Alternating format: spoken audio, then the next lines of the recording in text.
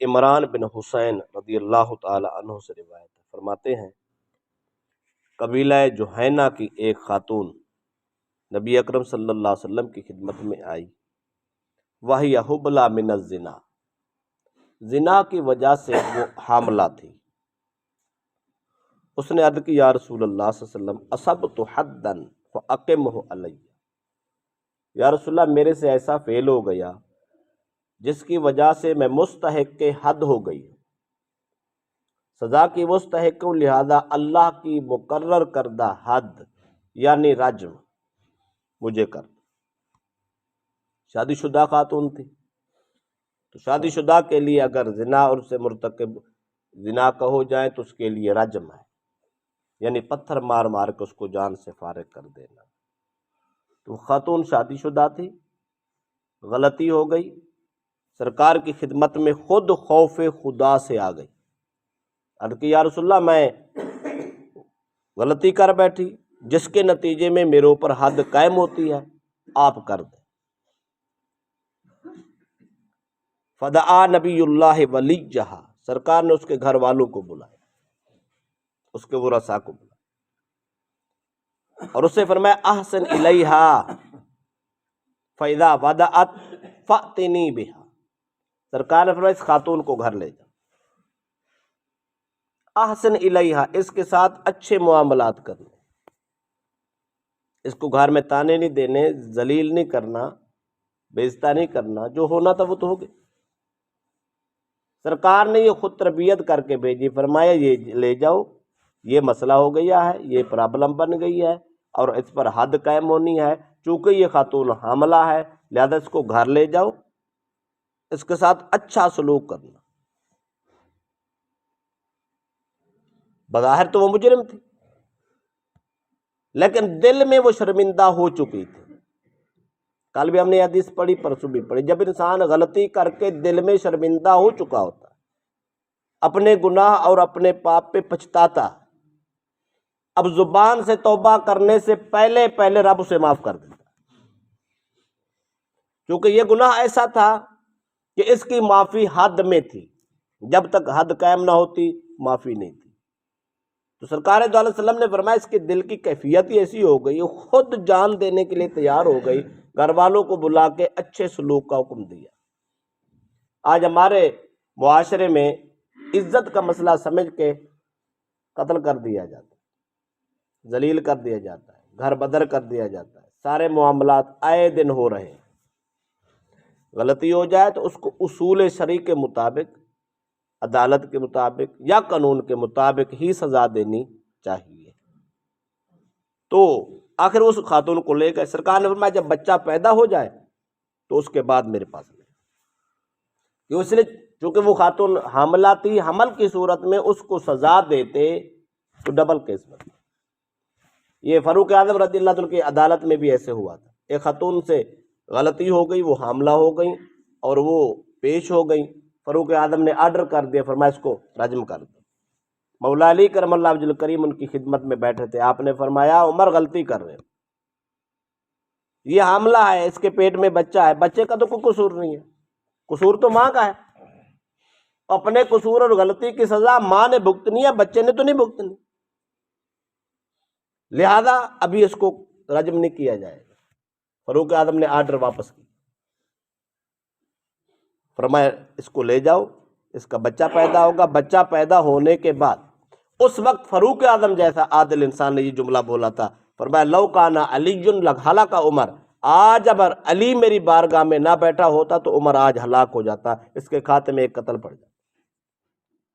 تو سرکار نے یہی فیصلہ سنایا، سرکار نے فرمایا یہ حاملہ ہے، اس کے پیٹ میں بچہ ہے، لہذا اب اگر اس کو رجم کرتے ہیں تو بچہ بھی مر جائے گا، ماں بھی مر جائے گی، ماں تو گئی گناہ کے بدلے حد قائم ہو گئی، تو بچے کا کیا قصور ہے؟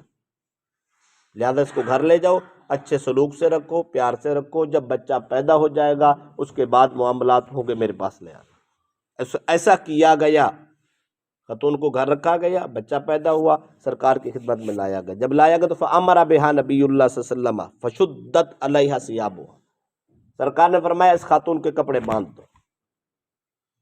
جب مرد کو رجم ہوتا ہے تو اس کے کپڑے نہیں باندھے جاتے، چونکہ اس کو پردے کے اتنے پرابلمز نہیں ہوتے، لیکن خاتون کا جب مسئلہ ہوتا ہے تو اس کے کپڑے کو باندھ دیا جاتا ہے تاکہ اس کی بے پردگی نہ. سزا کی مستحق خاتون ہے اس وقت بھی اس کے پردے کا حیا کیا جائے. مجرمہ ہے، جرم کر بیٹھی ہے، اس کے باوجود بھی اس کے پردے کا حیا کیا جا رہا ہے، اس کا خیال کیا جا رہا ہے، کپڑے بندھوائے گئے. ثم امر بہا فرجمت، سرکار نے پھر آرڈر کیا کہ اس کو رجم کر دو.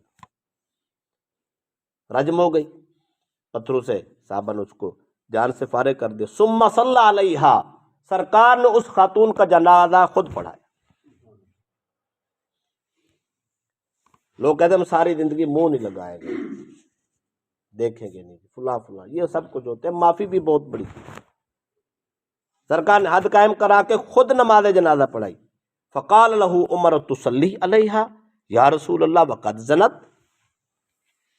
یہ جملہ جو آج ہم بولتے ہیں یہ فاروق اعظم بولے تھے.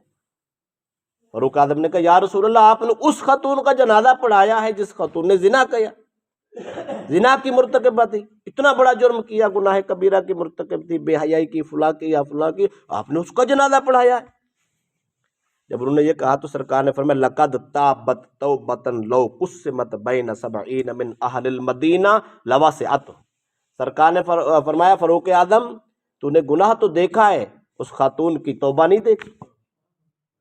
اور توبہ بھی تو دیکھنا کتنے سچے کسی نے اس کو لایا تو نہیں ہے، قیدی کر تو تھوڑا لایا، کوئی مجبور کرتے نہیں لائے، کوئی باندھ کے اس کو نہیں لائے. اس نے غلطی تو ہوگی، انسان تھا، غلطی ہو گئی، لیکن خدا سے اتنی ڈر گئی، خائف ہو گئی، خود چل کے آئی اور کہنے لگی یا رسول اللہ میرے سے غلطی ہو گئی ہے اور مجھے سزا دے دو. کیا سزا چھوٹی سی تھی؟ کہ کوڑے مارنے تھے، کہ شہر بدر کرنا تھا؟ اور بھائی جان دینی تھی، رجم تھا. اس خاتون کو پتہ تھا آج میں نے مر جانا. دیکھو اس نے کہا دنیا میں اپنے گناہ کا خمیازہ بھگت جانا یہ آسان ہے، لیکن آخرت میں رب کو منہ دکھانا اس حال میں بہت مشکل ہے. سرکار نے فرمایا عمر اس کا جرم دیکھا، اس کی توبہ نہیں دیکھی. اس وقت سرکار نے فرمایا اس خاتون کی توبہ اتنی کامل توبہ ہے اگر مدینے کے 70 لوگوں میں تقسیم کر دی جائے تو سب کی بخشش کے لیے کافی. توبہ پھر اس کو کہتے ہیں، آدمی توبہ کرے تو پھر توبہ ہی کرے. مولا علی کرم اللہ وجہ کریم سے پوچھا گیا توبہ کیا ہوتی ہے؟ آپ نے فرمایا توبہ اسی کو کہتے ہیں، توبۃ النصوح یہی ہے جیسے بندہ جانور کا دودھ دھوتا ہے، اس کے تھنوں سے دودھ کھیری سے نکل آتا ہے، دوبارہ جانے کے چانس. کوئی آدمی کہے کہ میں جانور کے تھنوں سے دودھ نکالوں اور پھر واپس تھنوں سے کے ذریعے بھیج دوں، جاتا ہے؟ کبھی نہیں جاتا. اور میں سچی توبہ اسی کو کہتے ہیں، توبۃ النصوح اسی کو کہتے ہیں. آدمی توبہ کرے، پھر جب توبہ کرے تو پھر اس گناہ کا راستہ اختیار ہی نہ، ساری زندگی اس گناہ کو سوچے ہی نہ، پھر اس کی زندگی سے نکل جائے، اس کے خیال سے نکل جائے. سرکار نے فرمایا عمر اس خاتون نے ایسی توبہ کی ہے، ایسی توبہ کی ہے، مدینے کے 70 گناہ گاروں پہ تقسیم بھی کر دی جائے تو سب کے بخشش کے لیے کافی. اس کا مطلب ہے جب انسان توبہ کر لیتا ہے التائب من الذنب کمن لا ذنب لہ، اللہ گناہوں سے ایسے پاک کر دیتا ہے کہ اس کے نامہ مال میں گناہ رہتا ہی نہیں. آگے فرمایا وَهَلْ وَجَدْتَ أَفْضَلَ مِنْ أَنْ جَادَتْ بِنَفْسِهَا لِلَّهِ. نبی اکرم صلی اللہ علیہ وسلم نے فرمایا کہ اس خاتون نے اللہ کی بارگاہ میں ایسی توبہ کی ہے، ایسی توبہ کی ہے عمر اب اس سے زیادہ افضل مدینے میں کوئی خاتون. سچی توبہ کا یہ درجہ ہے. قرآن پاک کا مطالعہ کرے تو قرآن پاک میں آتا ہے جب انسان گناہوں سے توبہ کرتا ہے نا، جتنے گناہ ہوتے ہیں اللہ وہ سارے مٹاتا ہے، ان سب کو نیکی میں کنورٹ کرتا ہے. تو مطلب کیا بنا؟ مطلب اس کا یہ ہے جتنا بڑا گناہ گار ہوتا ہے توبہ کرتا ہے اتنا بڑا نیکوکار لکھ دیا جاتا. یہ دنیا کے کسی نظام میں یہ مسئلہ نہیں ہے، صرف اللہ کی بارگاہ میں. زیادہ سے زیادہ ہم سے کوئی معافی مانگنا ہے تو گناہ معاف کر دیں گے، بس اتنی ہے، لیکن اس کو کچھ دیتے نہیں ہیں. اللہ گناہ بھی معاف کرتا ہے، اس کے بدلے اتنی نیکیاں بھی عطا کر دیتا. اللہ فرماتا ہے تو آیا ہے توبہ کرنے، مجھے تو توبہ اتنی پسند ہے، عذر و معذرت اتنی پسند ہے، اتنی پسند ہے، کائنات میں کسی کو پسند ہی نہیں ہے. تو جب انسان توبہ کرتا ہے تو اللہ اتنی عزت عطا